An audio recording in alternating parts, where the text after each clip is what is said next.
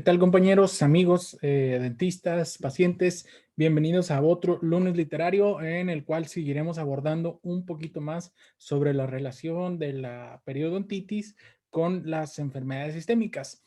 Esta semana quise presentarles o quise compartirles el artículo que me atrapó, ¿no? El primer artículo que leí sobre este tema, sobre la relación específicamente de la diabetes con la periodontitis y con el cual dije, wow, yo quiero hacer esto algún día, ¿no? Quiero comprobar esta teoría, quiero poner mi granito de arena con todo este tema, ¿no? Entonces, pues sin más rodeo, les presento el artículo. ¿Dónde está? Aquí está. Vemos que es un artículo del año 2018, me parece, sí, 2018, aquí tenemos. Entonces es reciente, relativamente reciente. Y son los efectos del tratamiento periodontal no quirúrgico en la hemoglobina glicosilada en pacientes con diabetes mellitus tipo 2 en un estudio clínico aleatorizado y controlado en una población de, de la África subsahariana. Entonces, empecemos luego. Bueno, aquí dice que en esa región un aumento fuerte de diabetes mellitus tipo 2 y que la mayoría de los pacientes en esa población subsahariana de África no está bien controlado, que menos del 30% llegan a los niveles glicémicos recomendados, ¿no? Y bueno, este es el primer golden nugget que tenemos aquí en el artículo. Un control glicémico pobre favorece la incidencia y la severidad de infecciones crónicas y agudas, como los ataques de microorganismos orales.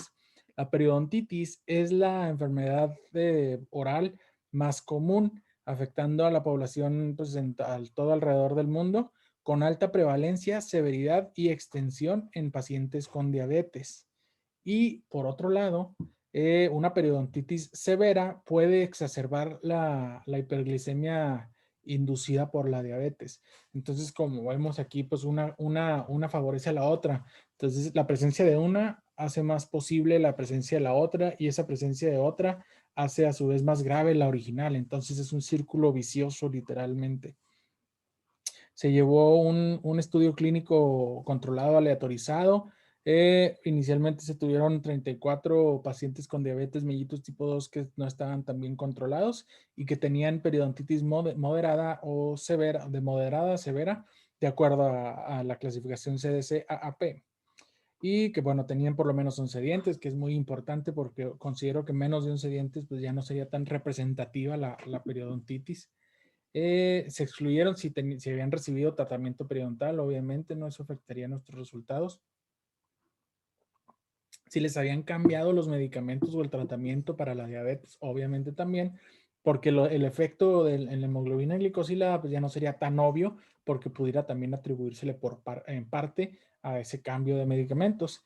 También se excluyeron a las personas que tenían enfermedades sistémicas que les acabaran de salir o con alguna condición aguda, que estuvieran utilizando inmunosupresores y que tuvieran alguna condición que alterara el estado de la periodontitis, por ejemplo, el embarazo, el uso excesivo de alcohol, el tabaquismo y pues la anemia, ¿no? Sabemos que todas esas condiciones afectan de manera natural el curso de la periodontitis. Nos vamos aquí también, esto es importante, a todos los participantes se les tomaron las medidas antropométricas como la altura, el peso, el índice de masa corporal y la presión arterial. Entonces, ¿por qué esto es importante? Porque tanto la obesidad como la hipertensión arterial son también condiciones sistémicas que afectan la periodontitis. Entonces, pues también tenemos que, a la hora de hacer un estudio de este tipo, también tenemos que tener en cuenta esos parámetros, ¿no? Para que tenga algún tipo de validez o de credibilidad. Todos los pacientes reclutados se evaluaron periodontalmente digamos, en el día 0, 6 semanas después de recibir el tratamiento periodontal y 3 meses después del tratamiento periodontal. Se les tomó índice de placa, índice de sangrado gingival, profundidad del sondeo y nivel de inserción. Aquí está. El tratamiento periodontal consistió en raspados y alisados radiculares que ahora se le conoce como desbridamiento subgingival. Entonces, bueno, se hizo un desbridamiento subgingival. Bueno, se descontaminó completamente la boca, que fue básicamente un desbridamiento subgingival con una profilaxis hecha con un dispositivo ultrasónico, ¿no? Aquí vemos, esto es lo bueno de los estudios que nos indican hasta qué marcas usaron. Aquí vemos que usaron un escariador de Enjoy-Dus 1A. Y del desbridamiento subgingival, se irrigó subgingivalmente con una serie, con un compuesto de yodo, pues básicamente 10% de yodo povidona, que es aquí en México sería el isodine bucofaringio. Adicionalmente, los sujetos del estudio recibieron hilo dental y un enjuague del 0.2% de clorexidina y se les indicó que lo hicieran 2 veces al día por 5 días. Todos los sujetos fueron instruidos con su método de higiene oral en casa, usando una técnica de VAS modificada para cepillarse el diente y un cepillo de cerdas suaves. Aquí me parece que no lo subrayé, pero bueno, tenían dos grupos, ¿no? El grupo de estudio y el grupo control. Al grupo de estudio se le evaluó, digamos, en el día cero junto con el grupo control. Nada más que al de estudio se le hizo este procedimiento, se le hizo la descontaminación, que es la profilaxis y el debridamiento subgingival, el desbridamiento subgingival, este, y al grupo control no. Al grupo control se le hizo después del periodo de investigación. Y pues bueno, entre los dos grupos ya se midieron las diferencias que hubo en la hemoglobina glicosilada. Aquí está, no hubo tratamiento intervencionista para el grupo control durante el seguimiento, además de la instrucción de higiene oral, o sea, a ellos también se les asignó esta parte que dice aquí, que usaran la técnica de VAS modificada, también me parece que en alguna parte dice que se les dio hilo dental y un cepillo de cerdas suaves. Y al final del estudio, pues bueno, ya todos los participantes del grupo control se les hizo la terapia periodontal no quirúrgica para no dejarlos, digamos, desprotegidos, entre comillas.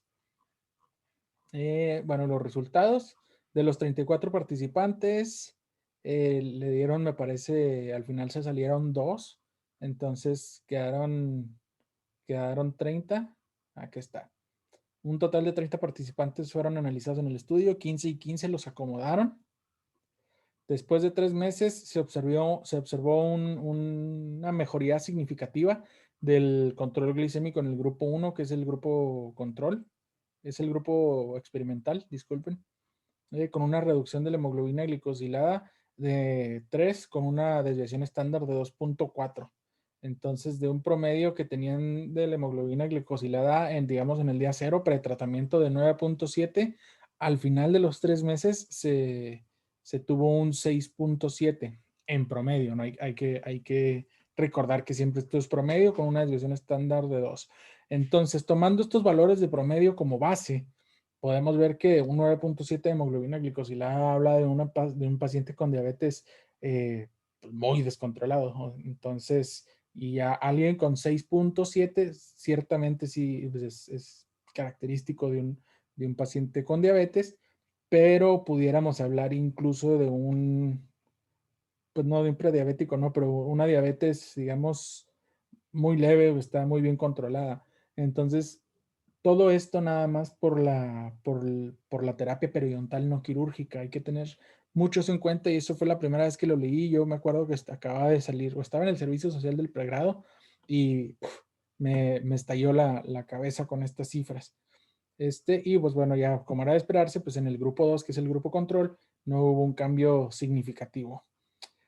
Hubo una reducción relativa de 2.2 más menos 2.5 puntos en la hemoglobina glicosilada atribuible a la etapa periodontal no quirúrgica. Entonces, aquí vemos que de los 3 puntos que dicen que hubo cambio, se le pudiera atribuir 2.2 o 2.5 a la terapia periodontal no quirúrgica. Porque aquí también, o bueno, no sé si me parece que más adelante podemos discutir eso, pero aquí también entra el factor psicológico de los pacientes que ahorita que se sienten, bueno, ya comprometidos en un estudio, que ya están tomando con regularidad sus medicamentos para controlar los índices glicémicos, también son un poquito más fieles a la dieta, tal vez empiecen a ejercitar más, porque no hay que olvidar que el ser humano es un conjunto, ¿no? Es un ser, es un organismo integral. No es nada más, por ejemplo, no es que la boca se mande sola y luego acá el páncreas se mande solo y luego los intestinos se manden solos. Es un conjunto integral de sistemas. Entonces, si esa persona o ese paciente se siente que está recibiendo una atención de calidad en un aspecto de su organismo, por ejemplo, en la boca, en este caso, muy probablemente se sentirá o sentirá igual el compromiso de cuidar su salud en los otros sistemas de sus otras enfermedades, ¿no? Entonces, por eso no se puede atribuir los 3 puntos completos de la mejoría en la hemoglobina glicosilada. Sin embargo, si pudiéramos decir que un 2.2 más o menos 2.5, o sea, pues yo creo que 2/3 de estos 3 puntos sí se pueden atribuir al cambio sistémico que se da debido a la terapia periodontal no quirúrgica, y es de lo que vamos a estar hablando ahorita. También se vio que el índice de placa se redujo drásticamente de un 80% a un 18.1, y el sangrado gingival de un 34, no, se redujo un 34%, o sea, de un 40 a un 4%. Entonces, de entrada hablemos de cómo el índice de placa se redujo drásticamente, de un 80 a un 18. Para los clínicos que estamos aquí, que sabemos lo que es lidiar con ese índice de placa, sí se requiere un excelente compromiso del paciente, una que sea muy apegado a las técnicas de higiene, al cepillado, que esté atentos, inclusive si hay alguna malposición o algún factor retentivo de placa, que esté atento y que le eche ganas a esa zona, ¿no? Entonces, también obviamente cuando leí por primera vez este artículo no me hizo tanto sentido, pero ahorita que lo estoy viendo, que lo subrayé para esta ocasión, dije, caray, o sea, es más de 60% de reducción de placa en los pacientes, y obviamente eso también ayuda mucho, porque entre menos placa, pues también menos inflamación local, ¿no? En la boca. Entonces, pues bueno, inclusive un paciente que nomás tiene gingivitis sin todavía llegar a periodontitis, de un 80 a un 18 es mucho, ¿no? Entonces también ahorita más adelante que hablemos del efecto de la inflamación, pues bueno, también nos va a empezar a hacer sentido. En contraste, en el grupo control no se encontró una variación significativa en el índice periodontal, ya sea en el de placa o en el de sangrado. Bueno, no, excepto en el índice de placa, que sí bajó en 15.6%. También bajar 15.6% es mucho. Ok, la discusión. Nosotros obtuvimos una mejoría significativa en el control glicémico, que se traduce a una reducción de la hemoglobina glicosilada del 30%. Otra vez se redujo 2.2 puntos la hemoglobina glicosilada secundaria a la terapia periodontal no quirúrgica. Y esto va acorde con otros estudios que estuvieron en su marco teórico, de que pues, la eliminación de una infección periodontal puede mejorar el control glicémico. Y bueno, aquí está más o menos por qué.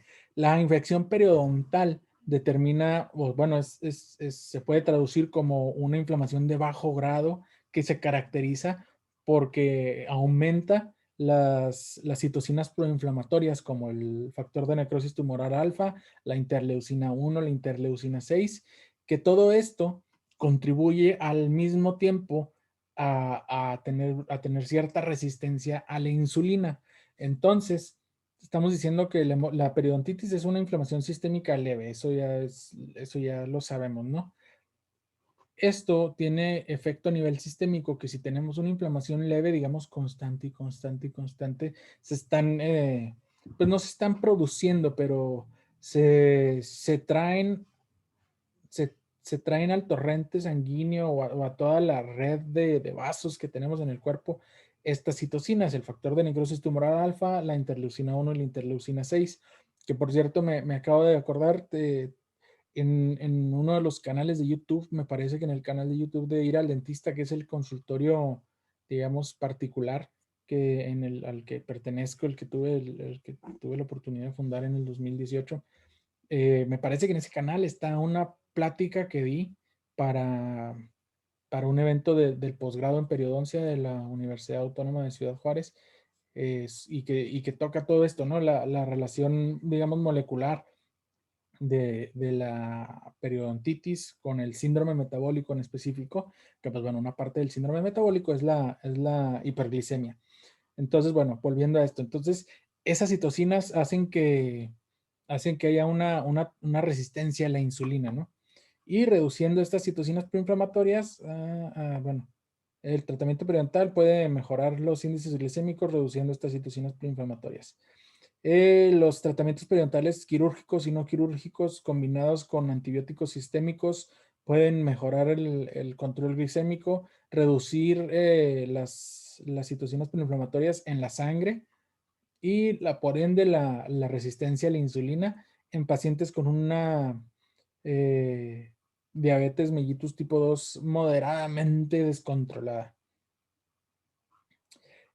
Por otro lado, pacientes tratados con la insulina en este estudio fueron excluidos, ¿no? Los pacientes con diabetes que son tratados con insulina no fueron tomados en cuenta, pues porque, bueno, ese es otro tipo de tratamiento que va un poquito más allá y generalmente se usa para la diabetes un poco más avanzada. Si el tratamiento periodontal no quirúrgico puede mejorar la sensibilidad a la insulina, es decir, al retirar las citocinas proinflamatorias como el factor de necrosis tumoral, la IL-1 y IL-6, eh, mejora la sensibilidad a la insulina, pues bueno, ¿no? Si el paciente ya se está inyectando insulina, bueno, entonces ese tratamiento podría ser aún más efectivo, ¿no? Según esta idea sí, esta idea que nos expresa aquí en este artículo. La irrigación subgingival mejora la salud periodontal de una mejor manera cuando se usa adjunta o cuando se usa en conjunto con tratamiento periodontal en comparación de un tratamiento periodontal solo. Esta parte del artículo ya se me había olvidado, otra vez lo leí cuando salí de pregrado en el 2018. eh, y pues bueno, no tenía tanto contexto de cómo es la terapia periodontal. Sin embargo, sí voy a buscar integrar esta irrigación subgingival a mis tratamientos, algún desbridamiento subgingival próximo que tenga para poder comparar. Y luego, bueno, ya justifica la irrigación subgingival porque tiene una acción, digamos, aniquiladora de microbios rápida y una aplicación a corto plazo puede producir un control antimicrobial efectivo y además el iodopovidona está exento de proteínas de la sangre o salivales a que vayan a desactivar proteínas de la sangre o proteínas de saliva y no se ha detectado que haya producido resistencia todavía. Hay que recordar que la clorexidina, que es el otro antimicrobiano o antiséptico, que compite más o menos en esta categoría, ese sí se ha comprobado que desarrolla a largo plazo una resistencia antimicrobiana y pues bueno, el yodo no. Eh, por la, por la baja significativa de la hemoglobina glicosilada. Ok. Dice que cuando bajas un punto más o menos en la hemoglobina glicosilada, es decir, bajar de una hemoglobina glicosilada de 7.5 o 6.5, esta baja se asocia a reducir el riesgo de complicaciones por un 35%, hablando de la diabetes, reducción de un 25% en las muertes relacionadas a la diabetes y un 18% de reducción en en infartos agudos al miocardio, que son fatales y no fatales. Es decir, bajar un punto en la hemoglobina glicosilada, lo que representa para una persona es un 35% menos riesgo de que se vaya a ver alguna complicación, ya sea renal, de la vista retinal o alguna retinopatía. Va a haber un 25% menos de riesgo de que vaya a fallecer esa persona por alguna causa relacionada a la diabetes y un 18% menos de probabilidad de que vaya a tener algún infarto. Entonces, pues es significativo y hay que recordar que este estudio está atribuyéndole un 2.2% de baja a la terapia periodontal no quirúrgica. Entonces, bueno, pues vemos que no sé si se pueda aplicar aquí que el doble, que en este caso es un 70% menos de probabilidad, supongo que no, pero bueno, estamos hablando de que se reduce en más de un 35% todo esto. Está excelente otra vez. Todo esto es este, una volada de cabeza, ¿no? Y bueno, ya obviamente ya salen las restricciones y las afirmaciones relacionadas a, al trato de pacientes como tal. Es imperativo que los médicos consideren a las estructuras periodontales como sitios potenciales de infecciones, así como lo es la piel, el tracto urinario y los pulmones, y que rutinariamente revisen la presencia de infecciones periodontales. También habla de cómo se reduciría el costo de los tratamientos de la diabetes si se considerara el tratamiento periodontal parte de ellos, ¿no? Vemos cómo mejoró de una manera significativa el control glicémico, cómo pudiera, o qué lo que representaría para el sistema de salud, por lo menos en México, incluir la terapia periodontal no quirúrgica como rutina en el tratamiento de los pacientes con diabetes, en el sistema de salud mexicano, en este caso el INSABI, por ejemplo, ¿no? La reducción que, bueno, es más amigable con el costo, con la economía, a lo mejor tener ahí un periodoncista tratando todos estos casos que no vas a estar dando y dando medicamentos, dando y dando metformina, dando y dando glibenclamida, dando y dando insulina. Entonces, pues bueno, no, habría que desarrollar una tesis que, por cierto, eso es lo que estoy buscando yo, como parte de mi tesis, ver qué tanto es el cambio, si se adiciona la terapia periodontal no quirúrgica al tratamiento de la diabetes y además de los medicamentos, pues bueno, también las complicaciones, ¿no? A lo mejor te reducirías en un 5 o 10%, por decir alguna cifra, los casos de amputación por pie diabético, o a lo mejor reducirías en un 2% los casos o bueno, los pacientes con necesidad de hemodinamia, de hemodiálisis por como consecuencia de la diabetes, ¿no? Y eso también es una reducción en el costo para el sistema de salud.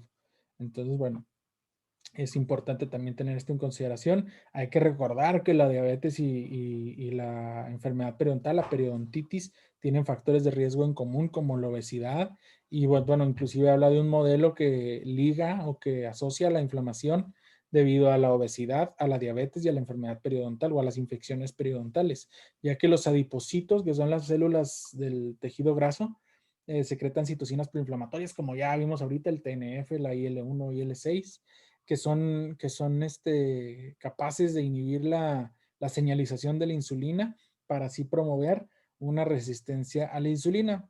La diabetes mellitus, digamos, libera otro estado hiperinflamatorio y puede ser responsable de de alguna infección periodontal, ¿no? Entonces volvemos otra vez al círculo vicioso que son estas enfermedades sistémicas.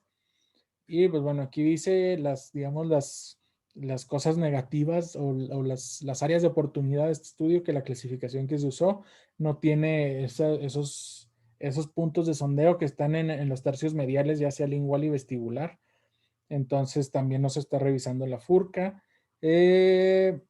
Tampoco se asesoró, tampoco se evaluó el índice de sangrado al sondeo, por lo cual dejamos un poco fuera el estatus inflamatorio. Y pues esto significaría que esta clasificación no sería adecuada para llevar a cabo un control clínico, sí, un experimento clínico, pero pues bueno, se complementaron usando también los índices de inflamación y los índices de sangrado. No se investigó la evolución de los marcadores inflamatorios, así como vimos también el lunes literario pasado, pues también hay una manera de investigar todos estos índices, todos estos marcadores inflamatorios. Nosotros lo vimos en saliva, pero también se puede en sangre. Y pues bueno, tampoco se ha determinado como el efecto a largo plazo de la terapia periodontal. Sin embargo, el efecto a largo plazo no significa que tengamos que estar haciendo y haciendo y haciendo terapia periodontal no quirúrgica, el desbridamiento subgingival, sino nada más hay que estar monitoreando, hay que tener esa retroalimentación, ¿no? Hay que entrar en esa fase de mantenimiento y que sea efectiva para que no recaiga otra vez el paciente con diabetes y que no sea como en vano todo lo que se logró con la terapia periodontal no quirúrgica. Y pues bueno, aquí llegamos otra vez al final y decimos que sí se logró una reducción en la hemoglobina glicosilada. Y eso es todo. Espero que les haya gustado. Espero que haya tenido este efecto, este artículo, esta pieza de evidencia científica como lo tuvo conmigo, que fue un eye opener, así como se dice en inglés. Me abrió los ojos al mundo de la periodoncia y del impacto que puede tener un dentista o un periodoncista con la salud sistémica de sus pacientes, no nada más con su salud bucal. Y también me abrió la mente a que los seres humanos somos un conjunto que, pues bueno, todo tiene repercusión. Una enfermedad en un sistema, somos un conjunto de sistemas y una enfermedad en un sistema tiene definitivamente efectos en otros sistemas. Pues bueno, si tienen dudas, comentarios, preguntas, también si quieren abrir un debate, si piensan diferente a lo que acabamos de ver en este artículo, dejen los comentarios y pues bueno, ¿no? De eso se trata esta dinámica, hay que hacer debates, hay que promover el pensamiento científico. Muchísimas gracias por esta semana y nos vemos la próxima.